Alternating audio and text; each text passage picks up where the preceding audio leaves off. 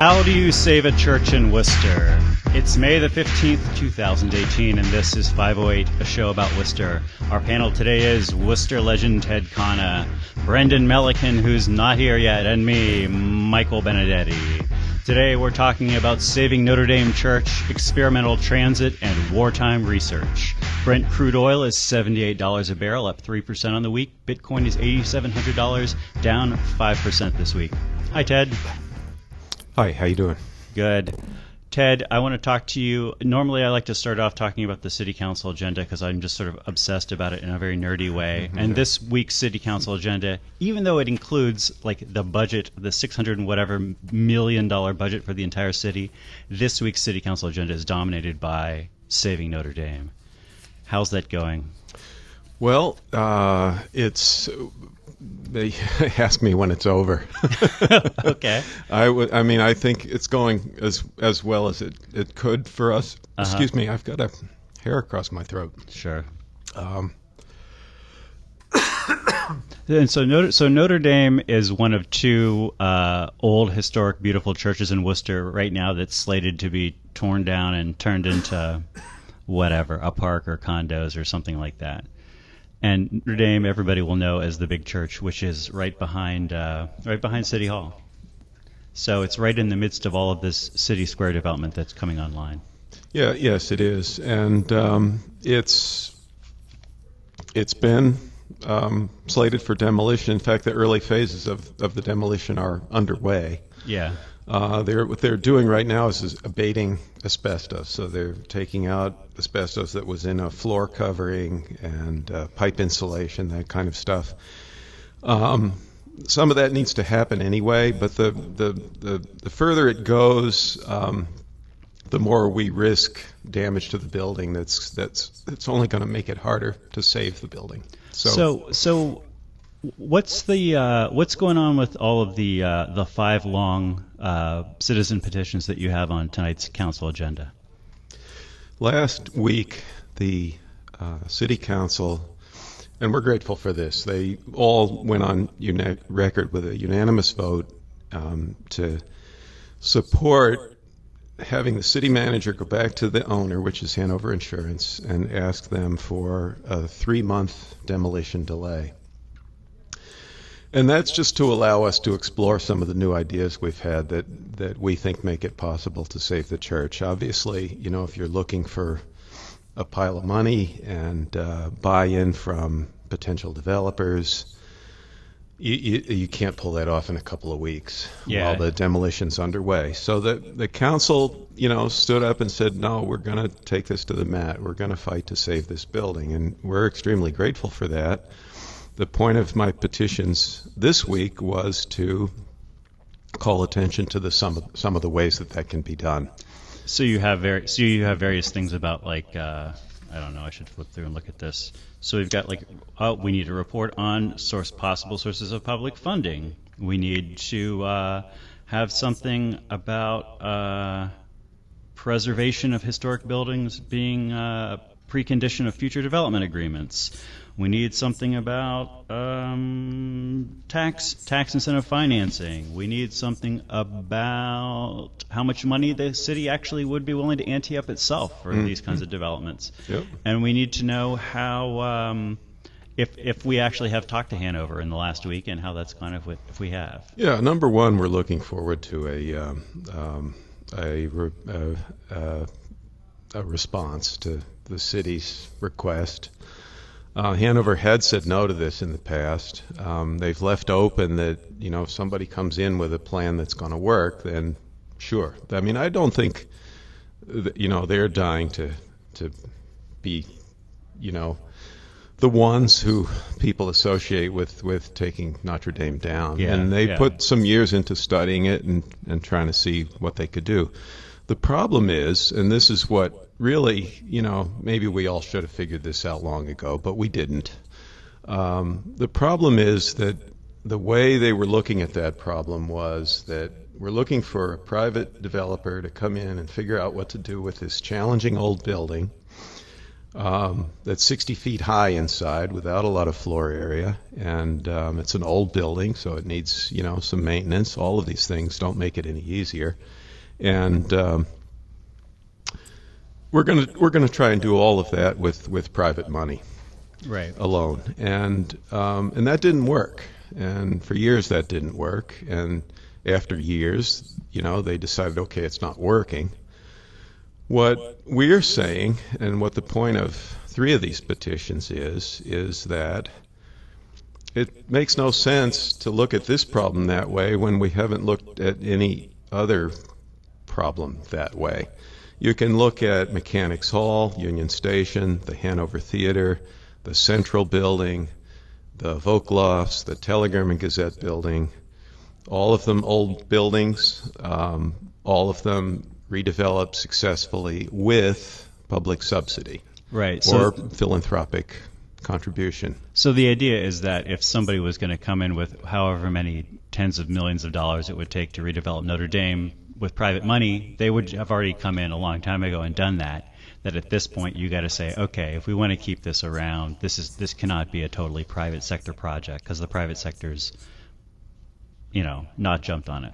I mean, there have been proposals. Hanover hasn't felt they were adequate. Yeah. So, but yeah, exactly. And it's just not how we seem to successfully save historic buildings. All the other ones didn't get done with private money alone, so why should this one? Yeah. Do you have a sense of how much money this project would cost? Is this like a $10 million project or a $100 million project? It's closer to 10. Okay. We don't know, partly because we don't know exactly what the project would be, what sort of build out would happen inside. The Hanover development consultant pegs the cost of getting the building ready for tenant build out at between 8 and 12 million. So when you say 10, you're on the mark. That's the number they came up with, plus or minus. And then depending on what you're doing for the tenants, either the tenants are building that or it's additional cost. But there's a lot of different ways one might, choose to redevelop this building, and that's going to affect the cost. So if the city council said, you know what, the city of Worcester figures we can put together $10 million in grants on this building, that would probably be enough to spur. I mean, that would be probably more than enough to spur some kind of private developer to say, sure, if you're willing to fix the church for me, I'll do whatever. I was told a couple of weeks ago that an infusion of $6 million into the equation might tip the balance. Uh-huh. So, the other thing that's worth mentioning, and this is the point of one of the other petitions, is that let's also compare Notre Dame to every other piece of City Square. And there is no part of City Square that has occurred without public subsidy. Yeah. The Mercantile Center got very little. It was minimal in that case. But in every other case, there was major demolition paid for with public funds, mostly state. There was a complete rebuilding of the infrastructure, which is the streets and sidewalks and parking facilities that support the development around it. And 3 of the 5 private developments got TIFs, which is a tax break that allows them to, make back some of what they put into the development. Now, this is not to knock City Square. We needed City Square. We're glad Hanover and the city, both stepped up and got it done. This is how it's done. But if you can't do new construction in City Square without a subsidy, then why do we expect that we should be able to repurpose Notre Dame without a subsidy? We're just asking that we look at it on the same level playing field, and when you do that, it's absolutely possible. And I think our leaders are starting to understand that.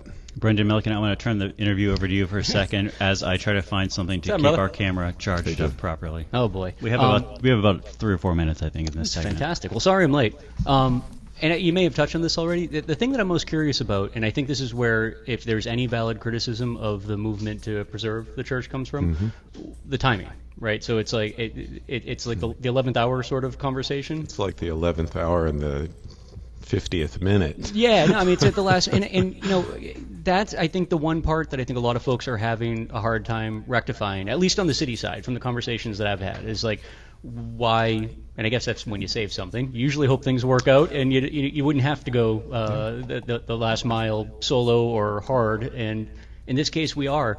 But what is the you know, from the side of things that you're coming from, what is the rationale that we should put the brakes on last minute and basically ignore the last, how long has it been, 8 years? It's been owned by Hanover for about 7.5 okay, yeah. years. Yeah, over 7. So I guess the answer is, I mean, I give you a flippant answer, because we can. Yeah, no, and that's fine. I mean, because it's important, and because it's not over till it's over. Sure, it would have been better if this had happened a year ago. However, understand that sometimes what actually motivates the process to change course is, you know, the reality of something that's about to happen. Totally. And I think people are, you know, I mean, some people got to this point and understood this long before I did. I came into this equation rather recently. And there's a long story that I don't know all the details of what's happened over the past 6 years. I know a lot of good people have worked on it, and that has laid the groundwork for the work that the Save Notre Dame Alliance is doing now. But, you know, there are a whole lot of people who are just tuning in now, like, whoa, really? We're going to tear that down? Why would we do that? And people keep saying that, and they're not well informed, some of them, about everything that's happened for the last 6 or 8 years.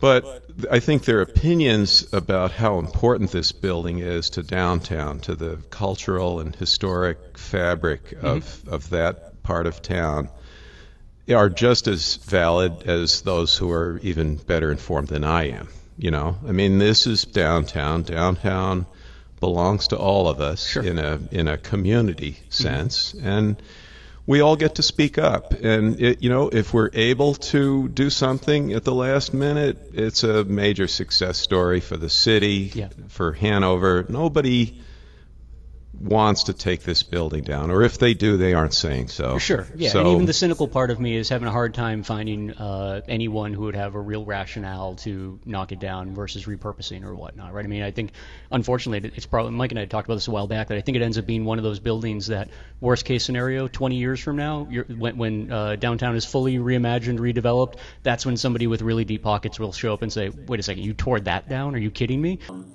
It seems like a lot of the things that you could get great use out of that space for, we might not be ready for them yet. Well, I mean, they just need to build those 155 new housing units right next door to it, and you know, there's a new hotel. That's part of it, but that's also, this is one of the conversations as a business owner that, like, a lot of us that have businesses that are impacted by downtown, I feel we have amongst ourselves sometimes that I think in a weird way, the city leadership kind of does itself a disservice when it's talking about new housing, regardless of where it is, and, its impact. For no other reason, music in 10 seconds. Okay. For no other reason than we're a city of 200,000 people. 300 housing units. I mean, that's a mathematical error. That's a rounding error in terms of the population increase.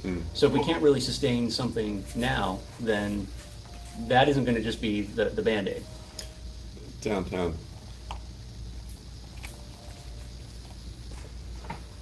508, a show about Worcester will continue in just a moment, but first, this is Robert Buzzsaw, who lately heard a nice woman say to her son, "About your welcome home party, dear, we must ask Dorothy."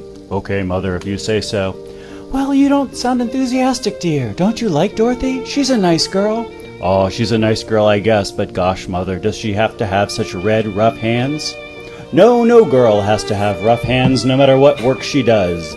There's Worcester's lotion, and Worcester's gives the hands very efficient softness protection.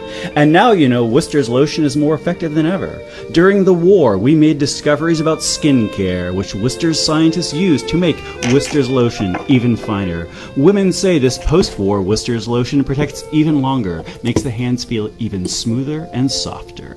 It's in the stores now, same bottle. So don't let rough hands handicap you. Just be surer than ever now and keep hands delightful with Worcester's lotion.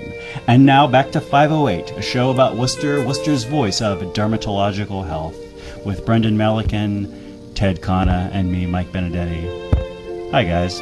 How's it going? Good. Do we want to keep talking about Notre Dame? I would love to. Yeah. No. Go for it, Brendan. I was super distracted during the last 15 minutes because I was trying to fix a camera problem. You did a fantastic job. And during the break, we were just talking a bit too about we just got a text message, somebody asking where they can buy Worcester's lotion. Worcester's historic lotion. I believe all finer department stores. Denholm's. They have that on the third floor of Denholm's. Third floor of Denholm's. The cosmetics counter. In regards to some of the the ideas or the proposed potential reuses of the building and whatnot, we were talking a bit of the impact that I think housing downtown will have, and there's no doubt that there will be an impact over time. But really, what it comes down to, from my perspective, anyways, is a density issue, and it's not just immediate residents. It's really getting people who live in the city and other parts of the city down into that area. It's about getting people where they just don't anymore. People haven't been going downtown for quite some time as locals. When I'm downtown, I tend to meet more people who are from out of the city, like upstate New York. I'm more likely to find people just meandering about than Worcester folks. There's the real density issue, and I think that's unfortunately where part of the concern is as well too. It's what's the business plan for the building? And that sounds crass when we're talking about a beautiful historic building. But if money's going to be thrown out there, I'm sure Hanover had to convince their underwriters when they purchased the building that there was a viable use for it, probably somewhere in fine print, also including demolition, and that the land could be reused and still be able to turn a profit off of it. That's the one other big component that I think is missing is, what are we going to do with the building that becomes viable from a business perspective, which I acknowledge sounds crass because we're talking about a beautiful historic building, but if somebody's going to put money on the table for it, and any underwriter is going to say, okay, but why? Yeah, so again, I'm just going to emphasize the fact that, Mechanics Hall and Hanover Theater and other such examples, they're viable from a business perspective because they were subsidized by philanthropy, and at least I'm not sure about Mechanics Hall. In the case of Hanover, there were a lot of tax credits that paid for that, and that's really a public subsidy. In terms of what we use Notre Dame for, a couple of points to your points. The first one about density. We've been wanting to turn downtown back into a neighborhood, an 18-hour neighborhood, for a long, long time. And so there's a need for critical mass. It has to start somewhere. This has been part of the problem for saving Notre Dame, is that, as you and others have said, if it was 10 or 20 years down the road, it might be a no-brainer to save it. If the building were sitting in Cambridge or Boston, it would be a no-brainer to save it. We aren't there yet, but putting all these pieces of the puzzle together over time, that builds toward that critical mass that make the whole thing work. And you see a lot going on around it, the whole grid redevelopment all around. Yep. There's so much happening downtown. There's so much happening downtown right now, and we just have to have the vision to make sure this is part of it. That said, it is a challenging building. And, as I said, a lot of airspace, not a lot of floor area, so you're looking at either building out the inside, which has its pros and cons, and you could do that. You could also find a way to use all that vertical space, and, some of the more creative ideas have included the coolest rock climbing gym ever, anywhere, which, someone also said might be the most expensive rock climbing gym anywhere ever. So, you have to deal with that reality. But it wouldn't just be that. That could be one part of a very interesting, very diverse public space. You could hang a restaurant in the middle of it and suspend some hanging gardens in it and grow, some kind of crop perhaps. And It has a basement level. I mean, any redevelopment, my opinion, any redevelopment of this building, given its very public location and its very public history, should be a public use. Yeah. You know, we shouldn't be just using it to grow food and not invite anybody inside. Sure. There's been talk of maybe combining some of its space with the library, bring some library functions in there. You know, there are a lot of ideas on the table, and I don't have the answer. No, I don't think any of us do really, and I think in a weird way that's part of the problem because it's an easy building to look at and kind of go into visionary mode and come up with a million one hypothetical uses for it. Getting to that point still seems challenging. The one other thing I wanted to throw out was in terms of the city comes in tonight. The city council decides tonight. We're done. We're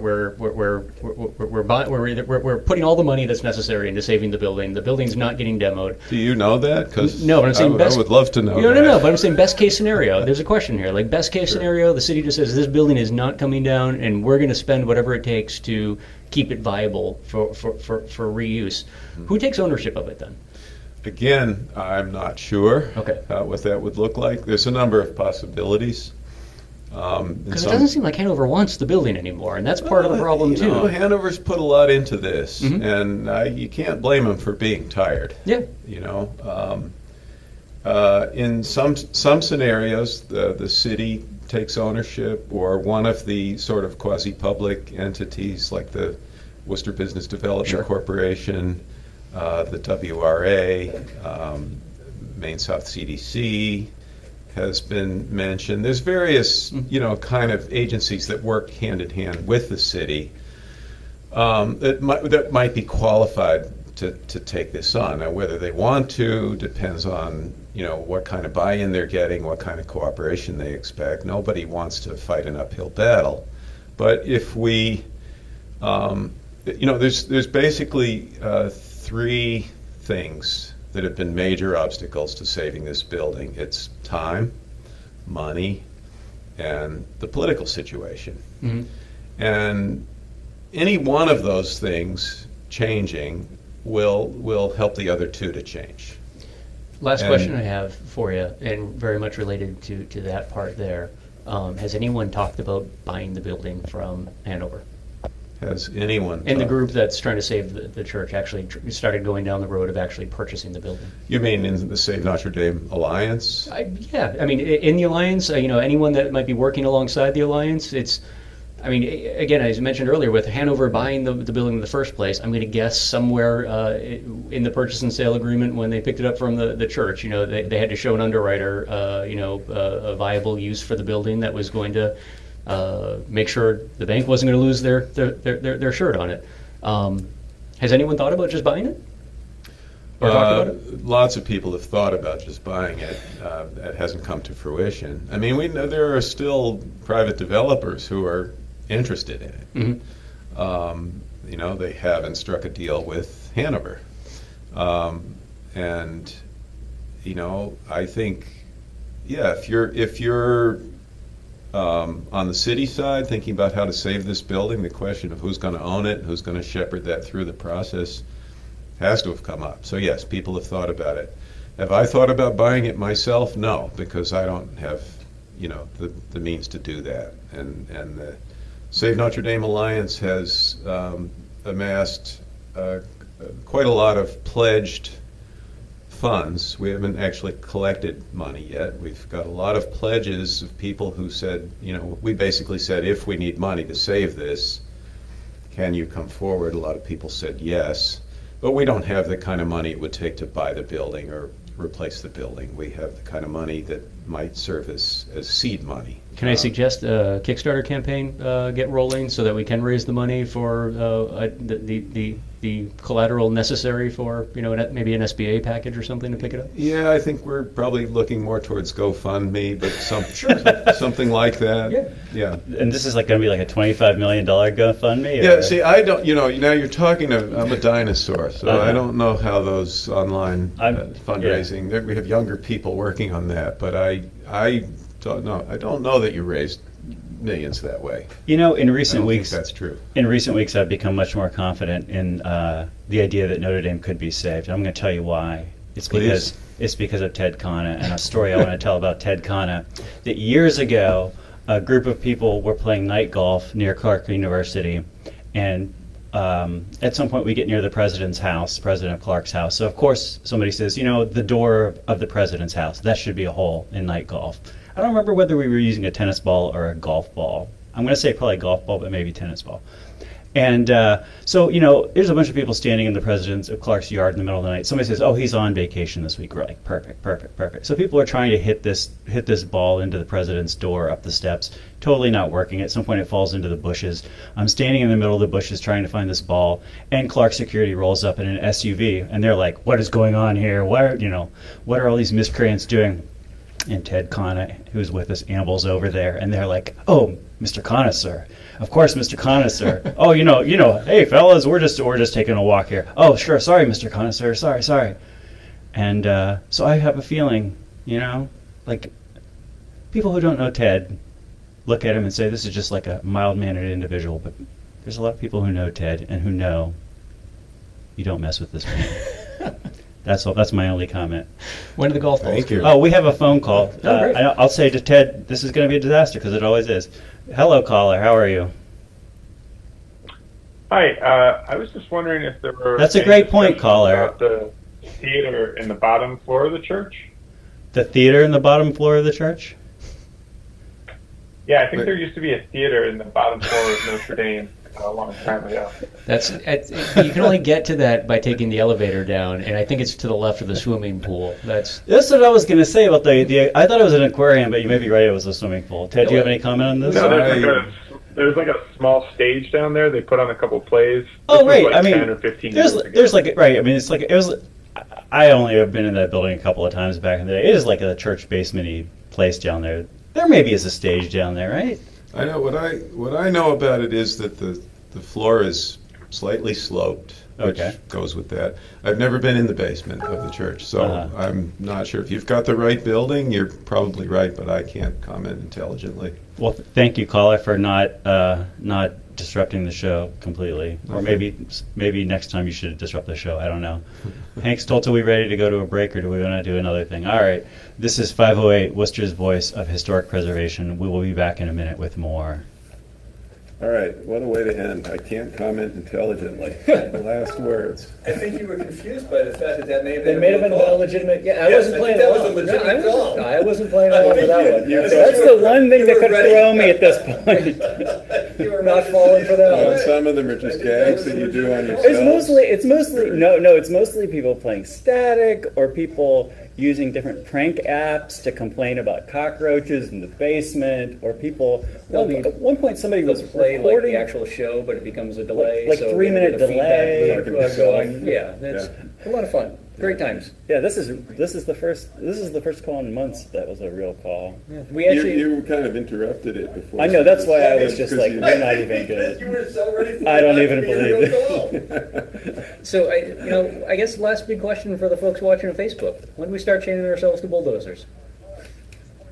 I think if we start doing that, we've already lost. Yeah. Well, And as much as, I love Greenpeace and I love that kind of theater, and I've done it, some of my own in the past. In this case, and believe me, I've had those ideas. I But will say right now, don't count out Simon Gilpin standing up and saying to the city manager, "Not on my watch will that church come down." well, and I think I'm starting to feel like that's how he feels, I also think that is how he feels, and it's just got to churn around a little bit more, or maybe tonight, and he's going to say, "You know what? I'm going to say to the city manager, save that church." This is what I was starting to say there at the end. Yeah. Money, lack of money, time running out, and the other piece is dislodging the politics. Yeah. And in my mind, that third piece was the hardest. And the other pieces are hard enough. But maybe the third piece is what's going to change the story. You know, if the political stance shifts, the other pieces can fall into place. Yeah. You know, I was just hearing yesterday, there's state grant money available to do a short-term stabilization. Mm-hmm. You know, you fix the outside so it's a good neighbor, and it's not getting worse, and then you take the time it needs to do it properly. All right, we're fixing to come back in on the show. Mm-hmm. Am I done? Yeah. I want to talk about ride-sharing apps. Sure. Okay. This is the water, and this is the well. Drink full and descend. The horse is the white of the eye, and dark within. This is the water, and this is the well. Drink full and descend. The horse is the white of the eye, and dark within. Live from our studio in a basement down an alley in downtown Worcester. This is 508, a show about Worcester. I'm Mike Benedetti. Also on the show today is Brendan Melican. And Ted Conna is still here, although he may not want to participate in this segment. Brendan? Mike? There's a city council meeting tonight. So I hear. You know, and there's a bunch of items, and there's really I don't know, some of these items are kind of interesting. There's one about Gary Rosen and foul balls. This sounds like a legitimate item, but it's also goofy enough, or it's strange enough on the surface to be like, of course it's Gary Rosen with this one. But there's one that's interesting to me from Connie Lukes. The city gets like 10 cents for every Uber or Lyft ride originating in Worcester. Right. And the Commonwealth gets another 10 cents. Mm-hmm. And for 2017, this was $85,000, meaning that there were 850,000 rides originating in the city of Worcester. And Councillor Lukes would like the city to give this money to the WRTA with the stipulation that we, quote, develop pilot programs for alternative and innovative modes of transportation in place of the current transportation services, and to include evaluation tools to measure the effectiveness of the pilot program. What? I have no idea what that means, Mike. I mean, I think it maybe means we'll give this to the WRTA if they do something sufficiently interesting with it. If they do something other than paint a bus to look like a trolley and have it just go in short loops around City Hall? I'm going to say that's probably not either alternative or innovative based on Councilor Lukes' You know what? opinion. My first thought when it came to the monies that will be coming back from ride-sharing fees, cities should start purchasing back taxi cab medallions. I was thinking this 100%. Like the state, I know that the state uses some of their money to benefit the tax. There's a TNG article I'm reading about this. Something about the state is using some of their money to support the taxi industry or benefit the taxi industry. And yeah, that sounds like that's 100% what I would like to see is for someone in government to say, you know what, here's what we're going to decide that the market value of a taxi medallion is, just based on, I don't know, fair market price 10 years ago. Sure. And say we're going to buy these back at even that if price. it goes into some sort of trust or an investment fund or something, so that they can be continually bought over time. But firm believer that until every one of those medallions is off the street, that's where all of these dollars should be going. I mean, I feel like the state. I mean, this is again. These are things which are probably not politically possible, but I would love to see the state say, you know what? There's no more taxi medallions. If you have a medallion, you know, and it's worth whatever, $200,000. I don't know how much of. But I think in a way that ties right into the conversation that we were having earlier too. It's like that there's a problem in front of us, right? That like the taxis just are a mode of transportation that are becoming less and less viable from a financial perspective every day that goes by. And arguably, limiting the number of cabs has been a bad idea. Totally. Since the day one that it was done. Absolutely. So it's instead of just letting that problem fester off in a corner and not dealing with it because we don't want to upset certain aspects of the city that have still quite a bit of political power because of the dollars invested in those medallions as a mortgageable product. It would make sense to start doing the right thing and taking care of that problem before it gets to the point where it actually hurts. You know, Brendan, I was very excited to see that there's actually apparently a state website that has a bunch of numbers around this. I haven't looked at the state website, but I'm looking at this Telegram Gazette article by Cyrus Moulton. Cyrus Moulton, thank you, and thank the mainstream media for our brothers in the mainstream media for sharing this information with us. This is interesting. For example, we can figure out from this that they're assuming that I'm going to assume that there's like one person per ride. per Lyft ride or Uber ride or whatever. I mean, that's not probably the number's a little higher than that. Yeah. But let's say it's one person. If that was true, then looking the WRTA, I guess in Worcester, these numbers are a little confusing. I guess in Worcester, carried about 3.6 million people on a trip, trips last year, and there were about 850,000 ride-share trips that originated in Worcester last year. So about 4 times as many bus trips as ride-share trips originating in Worcester. Although we had almost as many trips ending in Worcester as we had leaving in Worcester. So I'm like confused. I feel like I'm confused where these numbers come from. I think it's possible that we had, by some definition, half as many people took a trip on a rideshare service as took a trip on the bus. Well, yeah, that's possible too. But That's I think a lot of rides. One of the things that is probably important to point out in those numbers too, like almost everybody I know that when they go to Logan, they take an Uber now. Yeah. Because the cost of an Uber is almost identical to like a Worcester Airport limo. Or It is the nice. same price. Yeah. How is it possible? And in Worcester Airport limo, by law, you have to call them a day in advance, and Yep. they're picking up 6 people, so it's more efficient in that way. And I always like those guys a lot, but like, especially whenever like I think I'm going to take the last time I was going to go, I thought I was going to take a Greyhound into Boston. The Greyhound trip got canceled. I'm just like, what the hell do I do now? I punch up Lyft on my phone. It's the same price, $65 or whatever, the same price as the airport limo. The person rolls in 10 minutes. People like those rides. Like, people like to drive that route. Yeah. Like, it's just like they're making money like that whole time rather than having to wait around in between rides. And a lot of the people that are driving in in Worcester, aren't from Worcester. They're coming in from Boston or within Metro West because, when ridership is low or whatnot, they'll just slide down into the area for a while. If they bring somebody into Worcester, they'll hover in the area for a bit. It's not like the gig economy is provincial and that you have to stay in a little universe. Right. So the back and forth makes a lot of sense for people. It means you're probably going to be able to pick somebody up out in at Logan as well, and maybe bring them back to Worcester or Springfield. Yeah, And I've never had a driver who seemed unhappy that I was paying them to drive to Logan. They were Right. basically like, "Great, this is what I wish I was doing all day long." And to be honest too, I think one of the important things to do is start looking at the comparison between traditional public trans numbers and rideshare numbers. While public trans might be winning in terms of raw numbers today, that's probably trending in the other direction. And I don't know that how much do we invest in the public trans side? If I think we kind of were starting to talk a couple weeks ago that are these systems that we need to save, or are they systems that we need to rethink completely because they just don't fit our needs currently? Yeah, and I'll just reiterate what I came up with off the top of my head last time, which is that I kind of feel like there's also this question of, are these systems which used to make sense because middle class or lower middle class people were willing to fund them, and as middle class and lower middle class people are less excited about riding the bus, suddenly the money goes away for this, and suddenly poor people are going to be completely screwed because their whole transit system is going to fall apart, versus saying, what's a more Connie Luke style transit thing, which is maybe less good than what we have now, or maybe starts off being less good than we have now, but is also maybe like cheaper per ride than we have now, or more efficient per dollar than we have now, so that it could actually be